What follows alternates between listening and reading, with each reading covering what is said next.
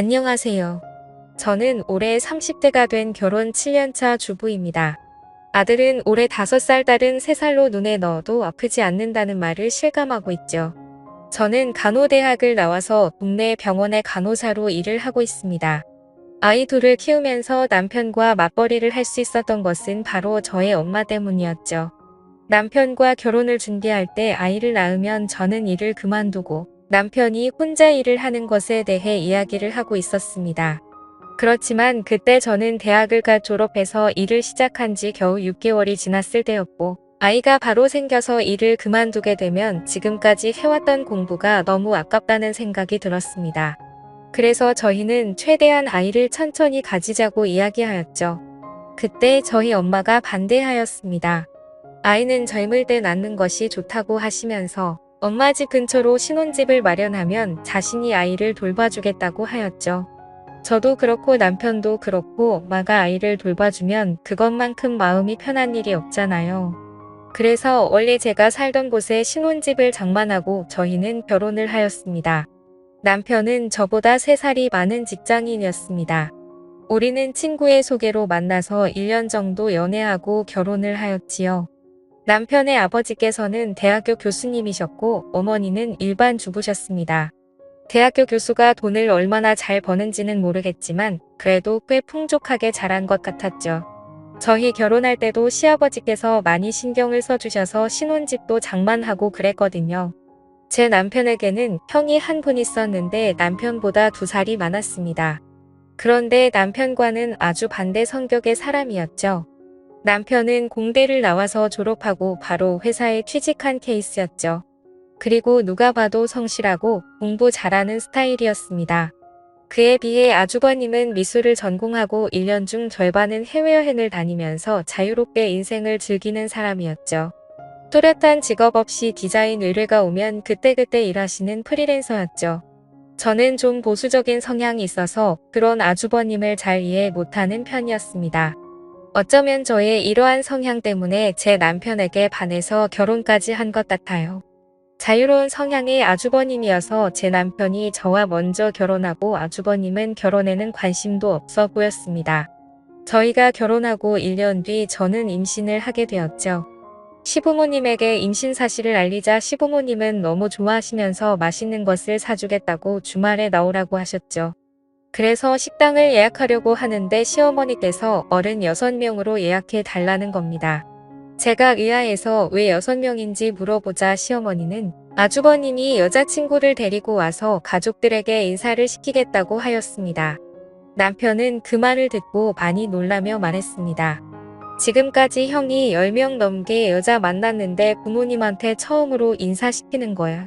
이거 왠지 결혼 생각도 있어 보이는데. 그래, 그러면 잘 된 거지. 아주버님도 언제까지 혼자서 저렇게 살 수는 없잖아. 빨리 짝 찾아서 결혼해야지. 주말이 되었고 저희 식구는 식당에 모였습니다. 시부모님은 저에게 수고했다면서 몸 조심하라고 격려도 해주시고 기분이 너무 좋아 보이셨습니다. 그때 아주버님이 여자친구와 함께 식당으로 들어왔습니다. 그런데 아주버님의 여자친구를 보자마자 저는 너무 놀라고 말았죠. 그 여자친구는 바로 저의 대학교 동기였습니다. 저랑 그렇게 친하지는 않았지만 서로 얼굴은 아는 사이였죠. 저 같은 경우는 학생을 더하고 학교 생활을 좀 활발하게 한 편이었고 아주버님의 여자친구는 학교 활동도 잘 안 하는 조용한 학생이었습니다. 그런데 키도 크고 좀 마른 편이고 얼굴도 하얗고 예쁘기 때문에 아르바이트로 쇼핑몰 모델도 한다는 소문이 있었습니다. 저는 이런 자리에서 그 친구를 만날 거라는 생각을 하지도 못했었는데 세상 참 좁다는 생각이 들었습니다. 아주버님이 여자친구를 데리고 와서 저에게 인사를 시키는데 그 친구도 저를 알아보고 반갑게 인사를 하더군요. 솔직히 그렇게 반갑지는 않았지만 저도 매우 반가운 척 인사를 했습니다.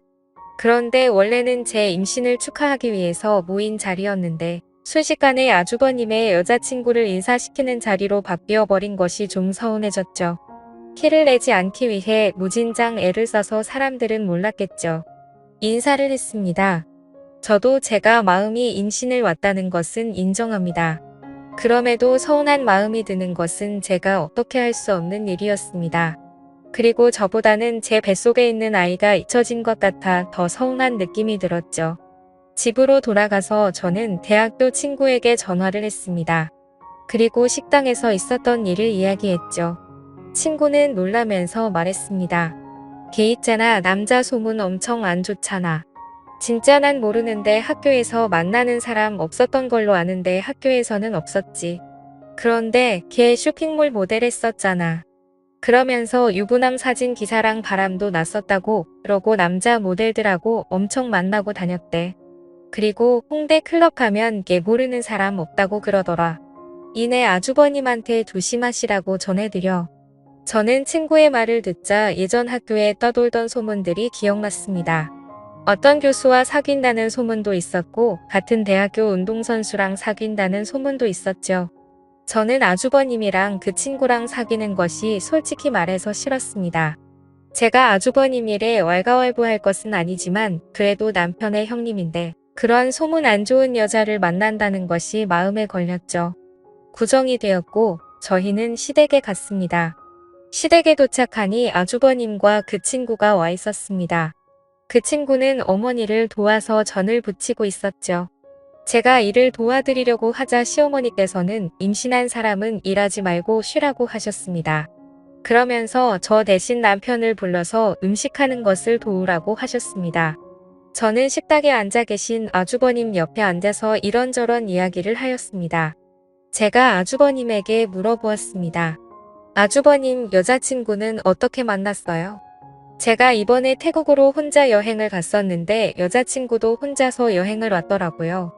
그래서 같이 밥 먹고 관광도 같이 다니다가 사귀게 되었죠. 와, 여행 가서 만나다니 로맨틱하네요. 이런 말하면 팔불줄 같지만 여자친구가 좀 예쁘잖아요. 그래서 제가 열심히 쫓아다닌 거죠. 맞아요. 대학교 때도 예쁘다고 남자들이 끊이지 않는다고 그러더라고요. 그러자 아주버님은 음미 있는 표정으로 저에게 물었습니다. 그래요, 대학교 때 인기 많았어요. 그게 저랑은 그렇게 안 친해서 잘은 모르거든요. 그런데 교수님이랑 사귄다는 소문도 있었고 쇼핑몰 모델 하면서 모델들이랑 만난다는 소문도 있었고요. 그리고 홍백클럽에서도 유명하다는 소문도 있었고요. 그러자 아주버님은 웃으면서 말했습니다. 그렇게 인기 많은 애가 내 여자친구라니 기분 좋은데요. 저는 제 귀를 의심했습니다. 아니, 남자 소문이 안 좋았다고 기뜸을 해줬는데 그걸 인기 많은 여자 만났다고 좋아하다니 제 기준으로는 이해가 되지 않았습니다. 잠시 후 온 가족들이 둘러앉아 저녁을 먹고 있는데 아주버님이 웃으며 그 친구에게 말했습니다. 더 대학교 때 남자들한테 완전 인기 많았다면서. 그러자 그 친구는 어쩔 줄 몰라 하면서 말했죠. 아니야, 나 그런 적 없어. 그게 부끄러워할 일이야, 자랑스러워할 일이지. 내 여자친구가 예쁘다는 모든 남자들이 인정한다는 소리잖아. 난 기분이 좋은데 그러면서 허탕하게 붙는 것이었죠. 그리고 시부모님에게 그 친구와 결혼을 하겠다고 말하는 것이었습니다. 그러자 저를 제외한 모든 가족들이 격하게 축하를 해주었습니다. 특히 시어머니께서 많이 좋아하셨죠. 자신은 아주버님이 평생 결혼 같은 거 안 할 줄 알았다고 하시면서 그 친구의 손을 잡으시고는 계속 고맙다고 하였습니다. 저는 그 친구에게 악한 감정에 있는 것은 아니었지만 대학교 때 소문이 너무 안 좋아서 아주버님이 걱정되었습니다. 집에 돌아오는 길에 남편에게 제 심정을 이야기했습니다. 그러자 남편은 아주버님이 생각 없이 사는 것처럼 보여도 똑똑한 사람이라고 하면서 걱정하지 말라고 하였습니다. 저 역시도 제가 반대한다고 해서 이 결혼이 취소될 거라고는 절대 생각하지 않았습니다. 다만 마음 어디 한 군데가 계속 찜찜한 기분이었죠. 아주버님과 그 친구는 결국 결혼을 하였고 그리고 한 달 뒤에 저는 출산을 하였고 산후조리와 육아 때문에 아주버님과 형님을 만날 겨를이 없었습니다. 하루는 엄마가 아이를 봐주신다고 하면서 오랜만에 밖에 나가서 친구들과 밥이라도 먹고 오라고 하였죠. 그래서 정말 오랜만에 근처 쇼핑몰로 가서 친구들과 점심을 먹고 커피를 한잔하고 있었습니다. 그런데 낯익은 실루엣이 보였습니다. 바로 제 형님이었습니다. 한껏 멋을 내고 어디론가 가는 모습이었죠. 저는 아주버님을 만나러 가나 생각하고 있었는데 어느 젊은 남자를 만나는 것이었습니다. 그리고 함께 레스토랑으로 들어갔습니다. 그리고 며칠 후 저희 시댁 식구들이 다 모일 일이 있어서 남편과 시댁으로 갔습니다. 다들 모여서 이야기를 하고 있다가 제가 형님에게 물었습니다. 얼마 전에 쇼핑몰 오지 않았어요? 그러자 형님은 아무렇지 않게 말을 했습니다. 네, 약속 있어서 갔었어요. 그런데 그걸 어떻게 알았어요? 아니, 저도 친구랑 약속 있어서 갔었는데 형님이랑 비슷하게 생긴 사람을 봐서요. 아, 그랬구나. 봤으면 인사하시지 그랬어요. 그게 너무 멀어서 확실하지도 않았고 괜히 모르는 사람이면 어쩌나 싶어서요. 그런데 그렇게 입으니까 진짜 처녀 같았어요. 그래요, 고마워요. 오랜만에 옛날에 입었던 옷 좀 꺼내서 입어봤어요. 저는 아주버님에게 말했습니다. 아주버님은 조심해야겠어요. 쇼핑몰에서 형님 봤는데 너무 전고 예쁘게 하고 다녀서 젊은 남자들이 연락처 달라고 막 쫓아올 것 같다니까요. 저는 거기서 젊은 남자를 만났던 형님을 믿고는 것이었는데 아주버님은 크게 웃으면서 말했습니다. 그러니까요, 이거 혼인신고서라도 코팅해서 목걸이로 걸어줘야겠어요. 그래야 안심이 되지. 하하, 안녕하세요. 저는 올해 30대가 되었. 저는 아주버님의 아무렇지도 않은 듯한 반응에 또 놀라고 말했습니다. 저는 좀 더 강하게 말하였습니다. 형님, 그런데 그 사람 누구예요? 잘생겼던데. 제 말을 들은 아주버님이 형님에게 물었습니다. 뭐야, 그날 가서 남자 만났어. 그러자 형님은 당당하게 말했습니다. 친한 동생이 이번에 취직했다고 맛있는 거 사주겠다고 해서 나갔었어. 그러자 아주버님은 형님에게 말했습니다. 그래서 맛있는 건 왕창 얻어먹고 왔어. 당연하지. 그날 배 터지게 먹고 왔어. 잘했어. 저는 두 사람의 대화를 듣고 좀 어이가 없었습니다. 아주버님에게 누구 만나는지 말도 안 하고 나가서 젊은 남자를 만나고 왔는데 그걸 또 아무렇지도 않게 넘어가는 아주버님도 이해가 안 갔습니다. 명절 때 시댁에 다들 모여서 식사를 하던 중에 과거 형님이 쇼핑몰 모델이었다는 이야기를 제가 했었습니다. 그리고 제가 예전 사진을 찾아서 아주버님에게 보여주었죠. 예전 사진 중에는 노출이 좀 있는 사진도 있었고 남자 모델들과 찍은 사진도 있었죠. 그러면서 저는 은근슬쩍 말했습니다. 너무 예쁘지 않아요? 이때는 남자들한테 그렇게 인기가 많았어요. 라고 말하자 아주버님은 또 껄껄 웃으시며 말했습니다. 진짜 인기 많을 만하네요. 저는 다른 시댁 식구들은 안 들리게 아주버님에게 이야기했습니다. 아주버님, 이런 사진 찍는 거나 남자한테 인기 많았다는 거 아무렇지도 않아요. 그러자 아주버님은 별일 아니라는 식으로 이야기했습니다. 어렸을 때 이 사람 저 사람 만나봐야지 나중에 실수하지 않는 거라고 생각해요. 그리고 대학교 때 면접 만나기 전이잖아요. 저랑 만나고 나서 잘하면 됐지 이전에 어땠는지는 별로 신경 안 써요. 저는 그날 이후로는 아주버님과 형님에 대해서 아무 말도 하지 않았습니다. 아주버님이 저렇게 생각하는데 제가 말을 꺼내봤자 무슨 의미가 있게 그렇지만 형님의 과거가 신경 쓰이는 것은 어쩔 수 없었습니다. 오지랖이라고 할 수도 있겠지만 아주버님도 가족인데 신경 안 쓰는 것도 도리가 아닌 것 같았고 그냥 혼자서 스트레스 받으며 지내고 있었죠. 그러던 중 시어머니께서 교통사고로 갑작스럽게 돌아가시고 말았습니다.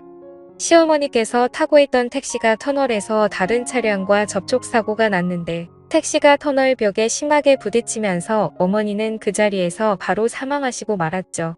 저희 식구들은 모두 큰 슬픔에 빠지고 말았습니다. 무엇보다도 시아버지께서 너무 슬퍼하셨습니다. 그날 이후 제대로 드시지도 못하시고 혼자 멍하게 앉아 계시면서 하루 종일 담배만 피셨죠. 제 남편도 그렇고 아주버님도 그렇고 다른 제정신이 아닌 사람들처럼 보였습니다. 그렇게 1년이라는 시간이 흘렀고 이제 어느 정도 정리가 된 듯한 느낌이었습니다. 어느 날 아주버님이 남편과 저를 불러서 상의할 일이 있다고 하였습니다. 그래서 아주버님과 형님 그리고 저희 부부는 식당에 모여서 이야기를 나눴습니다. 주된 이야기는 바로 시아버지의 문제였습니다. 시아버지는 서울 근교에 전원주택을 지으셔서 살고 계셨습니다. 그런데 시어머니께서 돌아가시고 혼자 남으셔서 평소에 식사하시는 것도 문제가 될 것 같아 다들 걱정하고 있었죠. 그래서 아주버님은 자신들이 아이도 없고 형님도 일을 쉬고 있는 상태이고 자신도 정식으로 회사에 출근하는 사람이 아니니 자신들이 시아버지를 모시고 살겠다고 하는 것이었습니다. 사실 저희 집은 아이들 때문에 제 부모님 집과 가까운 곳에 살고 있어서 시댁과는 거리가 꽤 되는 편입니다. 그래서 평소에도 시댁에 자주 가기가 힘들었죠. 그에 비해 아주버님들은 원래도 시댁 근처에 있었고 평소에도 자주 시부모님을 찾아뵈어서 형님도 그렇고 시부모님과 매우 친하게 지내고 있었습니다. 아주버님은 자신들이 살고 있는 집을 처분하고 시아버지의 주택으로 가겠다고 한 것이었죠. 제 남편은 아주버님에게 너무 미안해하며 고마워했죠. 저도 일단은 아주버님의 의견에 찬성하였습니다만 왠지 기분이 안 좋은 느낌이 들었습니다. 저는 집으로 돌아오면서 남편에게 말했죠. 아주버님이 갑자기 아버지를 모시겠다고 그럴까? 이제 아빠도 혼자시잖아. 그럼 혼자 되셨을 때부터 모셨어야 되는 거 아니야? 왜 갑자기 그럴까 몰라. 그냥 형수가 아버님 곧 모시고 살고 싶다고 그랬대. 아무래도 아빠 혼자 계시는 게 마음에 걸렸나 보지. 형님이 억울해서 형도 아버지 모시고 사는 거 결심한 거라고 그러더라고. 저는 뭔가 느낌이 안 좋았습니다. 형님이 아무래도 아버님이 사시는 그 전원주택을 노리고 그곳에 들어가는 느낌이었습니다. 그 주택은 넓기도 하고 가격도 꽤 되는 것으로 알고 있었죠. 저는 남편에게 말은 못하고 형님이 참 여우 같다는 생각이 들었습니다. 괜히 이런 이야기 했다가 남편이 괜한 오해한다고 뭐라고 할 것 같았죠. 솔직히 저희는 그 전원주택 없어도 사는데 아무 지장도 없고 그리고 지금까지 욕심을 내본 적도 없습니다. 그런데 사람이 참 감사한 게 형님이 그 주택을 노린다는 생각이 들자 저도 갑자기 그 주택에 사심이 욕심이 생기더라고요. 저는 집으로 돌아와서도 계속 욕심을 내지 말자 다짐했습니다. 그래 형님이 아버님을 모시고 사는 것만으로도 충분히 집값하는 거야. 그러니까 이해하자. 하지만 마음은 그렇지 않았죠. 추석 연휴가 다가왔고 제가 다니던 병원이 때마침 인테리어 공사를 하게 되어서 저는 의도치 않게 10일이 넘는 휴가를 얻게 되었습니다. 그냥 집에서 푹 쉬고 싶었는데 아이들이 놀러 가고 싶다고 노래를 부르더군요. 그래서 이번에 시아버지 댁에 며칠간이 있을 결심을 했습니다. 아주버님과 형님 사이에는 아직 아이가 없었고 저희는 아이가 둘이나 있었죠. 그리고 시아버지께서는 저희 아이들만 보면 뒤로 넘어갈 정도로 아끼고 좋아하셨습니다. 생각해보니 형님은 시아버지와 함께 살며 예쁨도 받고 서로 친하게 지낼 텐데 왠지 우리 아이들이랑 저만 소외당할 것만 같은 생각도 좀 들었죠. 저는 남편에게 제 생각을 이야기하니 남편도 흔쾌히 허락해 주었습니다. 그리고 남편은 지금 아주버님께서는 일 때문에 외국에 잠깐 나가 있는 상태라 아버님이 더 허전해 하실 거라면서 아이들이 가면 좋아하실 거라고 말했죠. 저는 짐을 챙겨 아이들과 시아버지 댁으로 갔죠. 저희가 가자 시아버지와 형님은 너무 좋아하더라고요. 아이들도 시골의 좋은 공기를 마시면서 마당에서 시아버지와 함께 놀며 즐거운 시간을 보냈습니다. 저는 옆에 형님이 있는 것을 보고 형님 시골에 온 지도 이제 2년째인데 어때요? 살만해요. 네, 좋아요. 공기도 좋고 여유롭고 그런데 좀 심심하지 않아요. 여기 보니까 근처에 아무것도 없던데 그렇게 심심할 겨를도 없어요. 집안일 하고 아버님 챙겨드리고 그러면 하루가 다 지나가 있어요. 그때 아이들과 함께 있던 시아버지께서 좀 피곤하신지 자리에 털썩 앉으셨습니다. 그러자 형님은 급하게 시아버지에게 달려갔고 시아버지를 부축하였습니다. 그리고 시아버지는 그런 형님이 고마운지 형님의 손을 꼭 잡고 일어나셔서 형님의 어깨를 토닥여 주셨죠. 저는 속으로 두 사람이 함께 살면서 많이 친해졌구나 하고 생각했습니다. 그날 밤 저는 아이들과 함께 있다가 초저녁에 잠이 들었습니다. 그래서 밤 10시쯤에 눈을 떴습니다. 다들 잠을 자는지 밖은 조용했지요. 저는 물을 마시려고 거실로 나왔는데 시아버지 방에서 이상한 소리가 들리는 것이었습니다. 저는 시아버지 방문에 귀를 가까이 가져갔습니다. 그러자 시아버지의 거친 숨소리가 들려왔습니다. 저는 너무 놀라서 하마터면 들고 있던 물컵을 떨어뜨릴 뻔했죠. 저는 심호흡을 하고 다시 귀를 가까이 댔습니다. 분명 시아버지의 거친 숨소리가 들렸습니다. 정확하진 않아도 소리를 참는 듯한 소리였죠. 그리고 얼마 뒤 그 소리는 사라졌습니다. 그리고 뒤이어 들려오는 또 하나의 숨소리가 있었죠.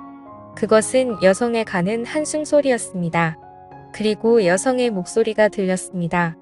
그 목소리는 바로 형님의 목소리였습니다. 아버님, 아무래도 동서랑 조카들이 와서 지금 시간에는 힘들 것 같아요. 내일부터는 1시간 정도 뒤에 올게요. 조금만 참으세요. 아셨죠? 그래, 우리 세아가 없었으면 어쩔 뻔했니? 아니에요. 제가 좋아서 이러는 건데요. 저는 그들의 대화를 듣고 심장이 떨어지는 듯한 느낌이었습니다. 그리고 달그락거리는 소리가 들려서 저는 얼른 아이들이 있는 방으로 들어왔습니다. 시아버지와 형님의 신음소리와 그들의 대화까지 저는 이 사실을 믿을 수 없었습니다. 저는 한 번 더 사실을 확인해야겠다는 생각이 들었죠. 다음 날 저는 아이들을 모두 재워놓고 저도 자겠다고 인사를 드리고 방으로 들어갔습니다. 그리고 저의 모든 신경은 거실로 향해 있었죠. 밖에서 인기척이 들리고 방문이 열리고 닫히는 소리가 들렸습니다. 저는 몰래 나와서 시아버지 방 앞에 서서 방문에 귀를 댔습니다. 그리고 그 안에서 어김없이 시아버지의 신음소리가 들렸죠. 이건 분명했습니다. 게다가 형님은 예전부터 남자 관계가 좋지 않았다는 소문이 많았죠. 아니, 땡 굴뚝에 연기 나지 않는다는 옛말도 있었고 사람은 고쳐 쓰는 것이 아니라는 말도 생각이 났습니다. 그렇지만 아무리 남자가 궁해도 시아버지와 저런 관계를 맺다니 저는 너무나 큰 충격에 빠졌죠. 저는 마음을 단호하게 먹고 형님에게 따지기로 마음 먹었습니다. 저는 식탁에 앉아서 형님이 나오기를 기다렸습니다. 잠시 뒤에 형님은 자그마한 가방을 들고 시아버지 방에서 나왔습니다. 그리고 식탁에 불이 켜져 있는 것을 보고는 화들짝 놀랐죠. 저는 형님에게 차갑게 말했습니다. 잠깐 저랑 말 좀 해요. 그러자 형님은 알겠다고 하면서 식탁에 앉았습니다. 저는 단도직입적으로 물었습니다.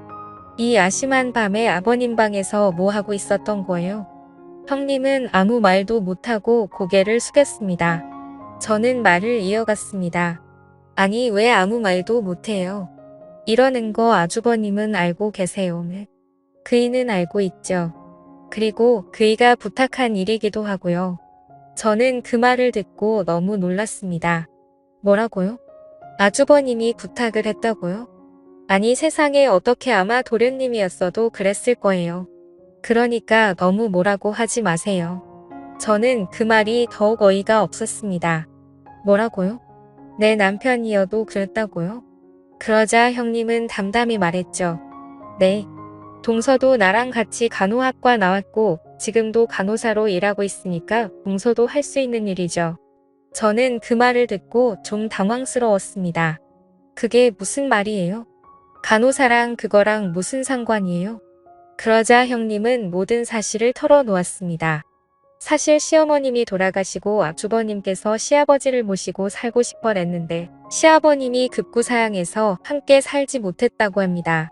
그 스트레스 때문인지 건강이 많이 안 좋아지시더니 결국엔 급성으로 당뇨병에 걸리셨고 인슐린 주사를 주기적으로 맞아야 한다고 하였죠. 시아버지께서는 저와 남편이 걱정할까봐 말을 안 하셨고 형님과 아주버님이 함께 살면서 시아버지를 돌보고 있었던 것이었습니다. 저는 형님의 말을 듣고 이상한 생각을 한 제 자신이 너무 부끄러웠습니다. 저는 형님에게 오해해서 미안하다고 하며 제가 그동안 형님을 나쁘게 생각했었다고 고백을 했죠. 그러자 형님은 웃으며 말했습니다. 저도 제가 소문이 이상하게 난 거 알고 있어요. 그리고 동서가 저 별로 좋아하지 않는 것도 알고 있었고요. 그런데 언젠가 동서도 진실을 알겠지 하고 생각했어요. 동서 저 그렇게 나쁜 사람 아니에요. 그리고 20살 때 처음 동서를 봤을 때부터 동서랑 친하게 지내고 싶었어요. 이제 10년이 훌쩍 지났지만 앞으로 친구처럼 지내요. 네, 저는 형님이 이렇게 마음이 넓은 사람인 줄 이제야 알게 되었습니다. 그리고 편협하게 형님을 생각했던 제 자신의 후회 있죠. 저는 형님에게 말했습니다. 네, 앞으로 우리 친하게 지내요. 그리고 저도 주말에 와서 아버님 챙길 테니까 아주버님이랑 주말에 놀러도 가고 그러세요. 저도 이 집 며느리인데 이런 일은 함께 해야죠. 그렇게 저에게는 또 하나의 가족과 가장 친한 친구가 생겼습니다. 지금까지 제 사연을 들어주셔서 감사합니다.